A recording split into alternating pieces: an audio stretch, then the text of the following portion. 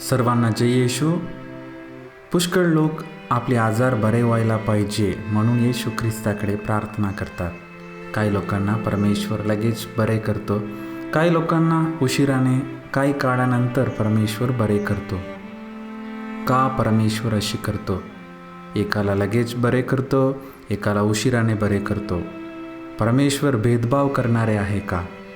आज आपण याबाबतीत काही गोष्टी समजून घेण्यास प्रयत्न करूया. प्रियांनो, परमेश्वर महान आहेत, थोर आहेत, अल्फा आणि ओमेगा आहेत. परमेश्वर आपल्या विचाराच्या पलीकडे आहे. परमेश्वराच्या कार्यपद्धत कोणीही आपल्या बलाने समजू शकत नाही. पण शास्त्रामध्ये जेवढे परमेश्वराबद्दल प्रकट झाले आहे त्याच्यावरून आपण परमेश्वराला ओळखू शकतो. एक शास्त्र भाग आपण काढूया. लूक शुभवर्तमान 17वा अध्याय वचन 11 ते 14. प्रियांनो, या शास्त्र भागामध्ये आपण बघतो येशू यरुशलेमेकडे जात असता 10 कुष्ठरोगी येऊन येशूला भेटतात. लक्षपूर्वक ऐका.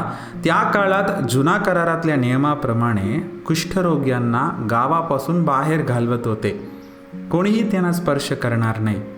कुष्ठरोगी गावात शिरले नाही पाहिजे, ते शापिष्ट आहे असं लोकांचा विचार होते. अशा अवस्थामध्ये 10 कुष्ठरोगी येशूकडे येऊन विनंती करतात की, अहो येशू गुरुजी, आमच्यावर दया करा. येशूबद्दल त्यांनी कदाचित ऐकले असतील म्हणून त्यांनी निरोगी होण्यास येशूकडे विनंती केल्या. 14व्या वचनाकडे आपण लक्ष लावूया. येशू त्यांचा आजार बरे केले नाही. पुन्हा सांगतो, येशू त्यांचा आजार लगेच बरे केले नाही, पण याजकांना जाऊन दाखवायला सांगितले. कदाचित त्यांचा विश्वास पारखण्यास असं सांगितले असतील. पण शास्त्रामध्ये आपण वाचतो येशूने बरेच रोग्यांना लगेच बरे केले. मी काही उदाहरण देतो. मत्तई 8वा अध्याय 13वा वचनामध्ये शताधिपतीने आपल्या चाकरासाठी येशूकडे विनंती करताना त्याच घटकेस बरा झाला असं लिहिलेले आहे. मत्तई 9वा अध्याय 22वा वचनामध्ये रक्तस्रावी स्त्रीने येशूच्या वस्त्राला स्पर्श केली आणि त्याच घटकेपासून बरी झाली असं लिहिलेले आहे. आणखी एक उदाहरण देतो. मत्तई 17वा अध्याय 18वा वचनामध्ये येशूने भूतग्रस्त मुलगापासून भूताला धमकावले आणि त्याच घटकेपासून मुलगा बरा झाला असं लिहिलेले आहे. मत्तई 20वा अध्याय 34वा वचनामध्ये असं लिहिलेले आहे, येशूने 2 आंधळ्यांच्या डोळ्याला स्पर्श केले आणि तत्काळ त्यांना दिसू लागला. लूक 4था अध्याय 39वा वचनामध्ये कडक तापाने पडलेली शिमोनाची सासूकडे येशू गेले आणि तापाला दटावले. तेव्हा तिचा ताप निघाला व लगेच ती उठून त्यांची सेवा करू लागली असं लिहिलेले आहे. माझ्या प्रियजनो, हे सर्व वचनेमध्ये त्याच घटकेस तत्काळ लगेच या शब्दाची नोंद करा. प्रार्थना केल्याबरोबर, येशूकडे येऊन विनंती केल्याबरोबर त्यांचा आजार बरा झाला, त्यांना छुटकारा मिळाला. पण येशूने या 10 कुष्ठरोग्यांना लगेच बरे केले नाही. आणखी एक उदाहरण मी तुम्हाला सांगतो. एक कुष्ठरोगी येऊन येशूकडे बरे करायला मागताना येशू काय म्हणतो बघा. मत्तई शुभवर्तमान 8वा अध्याय 3रा वचनामध्ये असं लिहिलेले आहे, कुष्ठरोगी येऊन येशूकडे विनंती केल्याबरोबर लगेच त्याचे कुष्ठ जाऊन तो शुद्ध झाला. शुद्ध झाल्यानंतर याजकाला दाखवायला येशू सांगतो. पण या 10 कुष्ठरोग्यांना बरे न करता याजकाला दाखवायला येशूने सांगितले. जाता जाता काही काळानंतर, म्हणजे तासानंतर, दिवसानंतर या 10 कुष्ठरोग्यांनी बरे झाले. पण आपण वर पाहिले, बरेच आजारी लोकांनी येशू लगेच बरे केले. का येशूने असं केले? एक कुष्ठरोगीला लगेच बरे केले, 10 कुष्ठरोग्यांना उशिराने बरे केले. का आजही येशू काही लोकांना लगेच बरे करतो आणि काही लोकांना विलंब लावतो? प्रियांनो, या बाबतीत मी 3 महत्त्वाचे मुद्दा तुमच्यासमोर सांगू इच्छितो. पहिला मुद्दा, परमेश्वराची इच्छा वेगवेगळे मनुष्याच्या जीवनात वेगवेगळे आहे. परमेश्वर वेगवेगळे मनुष्याच्या जीवनात वेगवेगळे रीतीने कार्य करणार. परमेश्वर नरेशच्या जीवनात एका प्रकारच्या कार्य घडवणार, सुरेशच्या जीवनात दुसऱ्या प्रकारचं कार्य घडवणार. जसं नरेशच्या तसंच सुरेशच्याही जीवनात घडवणार नाही. सर्व विश्वासणाऱ्यांच्या जीवनात सर्व गोष्टी सारखेच घडणार नाही. म्हणून येशूने 10 कुष्ठरोग्यांना उशिराने बरे केले आणि एकाला लवकर बरे केले. इब्री लोकास पत्र 12वा अध्याय 1 वचनामध्ये असं लिहिलेले आहे, तर मग आपण एवढ्या मोठ्या साक्षीरूपी मेघाने वेढलेले आहोत, म्हणून आपण ही सर्व भार व सहज गुंतवणारे पाप टाकून आपल्याला नेमून दिलेल्या धावेवरून धीराने धावावे.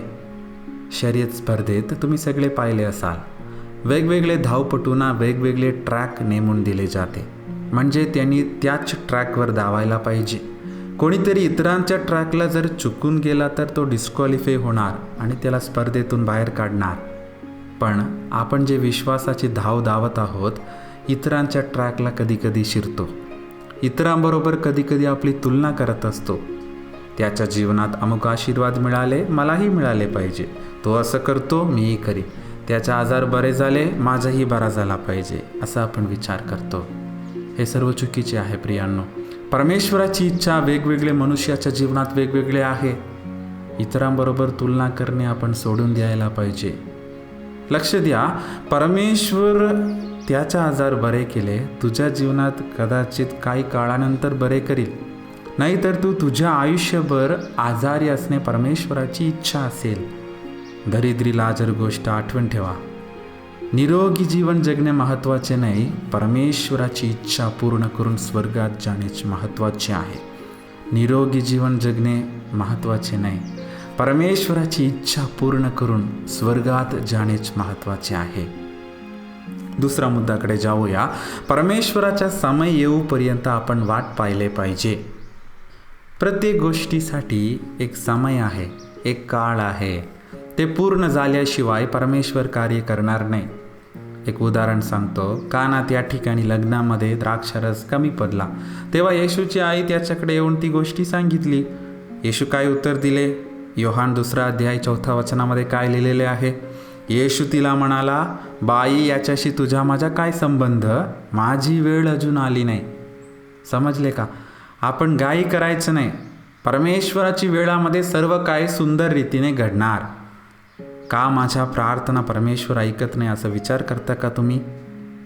परमेश्वराची वेळ अजून आली नाही, वाट पहा. परमेश्वराला तुमची काळजी आहे, तो सर्व काही ठीक करणार, व्यवस्थित करणार. वाट पहा. वाट पाहणे अवघडच आहे, मी मान्य करतो. लूककृत शुभवर्तमान अध्याय 18 मधल्या अत्याग्रही विधवा गोष्ट आठवण ठेवा. उत्तेजनासाठी एक वचन सांगतो.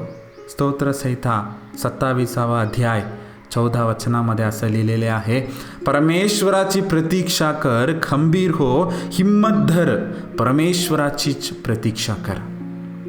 तो सर्व काही आपल्या वेळामध्ये सुंदर रीतीने घडवणार. तिसरा आणि महत्त्वाचा मुद्दा सांगून माझा संदेश मी समाप्त करतो. आपण आज्ञापालन करायला पाहिजे म्हणून परमेश्वर अपेक्षा करतो.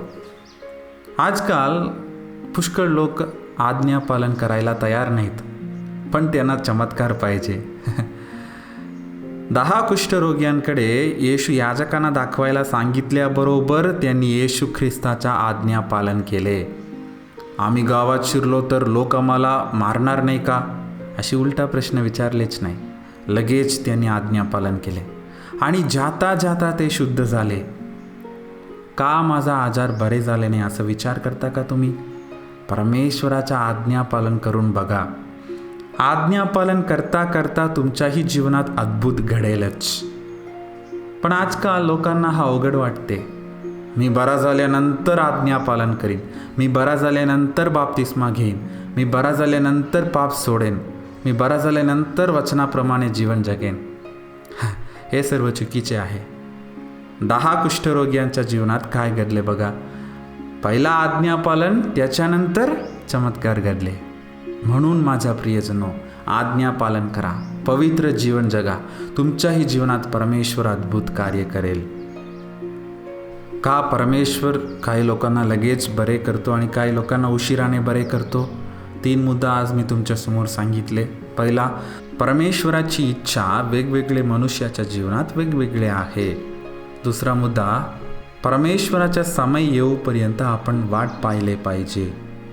तिसरा आणि महत्त्वाचा मुद्दा, आपण आज्ञापालन करायला पाहिजे म्हणून परमेश्वर अपेक्षा करतो. मनन केलेले वचन आपल्या जीवनात लागू करण्यासाठी परमेश्वर आपल्याला सहाय्य करो.